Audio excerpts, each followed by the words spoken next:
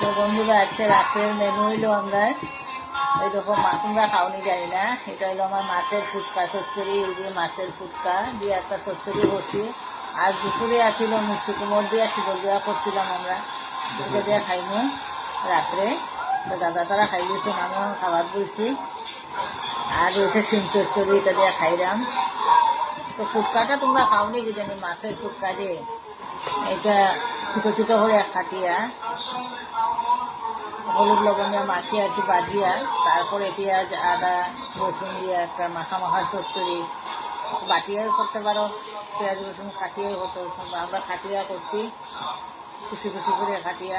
আর ফুটকাটারও ছোটো ছোটো করে কাটিয়া বাজিয়া তারপরে করছি এটা চচ্চড়ি। আমরা প্রায়ই খাই, এটা খুব ভালো লাগে খাইতে। তো বন্ধুরা তোমরা কাছে শেয়ার করলাম, তোমরা কীরকম লাগলো জানি না।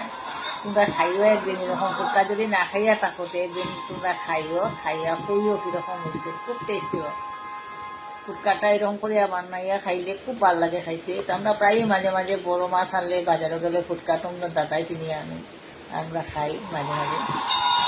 তো তোমরা খাইছো নি যাই না, একবার হলো খাইয়া ট্রাই করিয়া দেখিও কীরকম লাগে। তো খুব ভালো লাগে খাইতে। আজকে গরম দিছে প্রচন্ড, তা গরম সহ্য করার মতো না।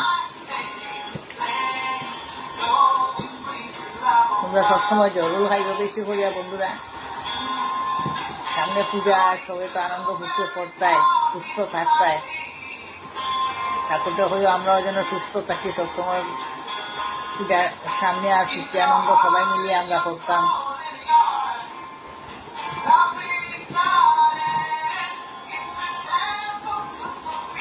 তোমরা খাওয়া দাওয়া শেষ নি, তাদের খাইলে একটু কমেন্ট করিও। আর আমার ভিডিওটা যদি তোমরা ভালো লাগে তাহলে লাইক শেয়ার অ্যান্ড ফলো করিও বেশি বেশি করিয়া। আমি আবার আইনি তোমরা হাসে আরেকটা সুন্দর কোনো ভিডিও নিয়ে। আর ততক্ষণে যেন তোমরা সুস্থ থাকিও বন্ধুরা, ভালো থাকিও। তো গুড নাইট।